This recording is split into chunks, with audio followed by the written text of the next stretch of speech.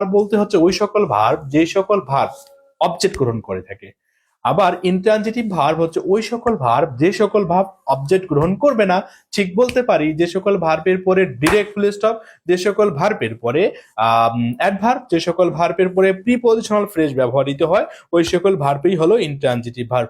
Linking ভার্বগুলো হলো be, become, appear, feel, seems, like, এদের পরে সাধারণত অ্যাডজেক্টিভ ফর্ম ব্যবহৃত হয়, এরা হলো লিঙ্কিং ভার্ব। পজিটিভ ভার্ব গুলো হচ্ছে এরকম, যেন প্রযোজক ক্রিয়া যাকে বলতে পারি, যেমন মা শিশুকে চাঁদ দেখাচ্ছে, আমি কুকুরকে খোয়াই, এরকম হচ্ছে আই ফিড ডগ, আমি কুকুরকে খোয়াই, এরকম কিছু ভার্ব রয়েছে যাদের মাধ্যমে আমরা পজিটিভ রূপে রূপান্তর করতে পারি।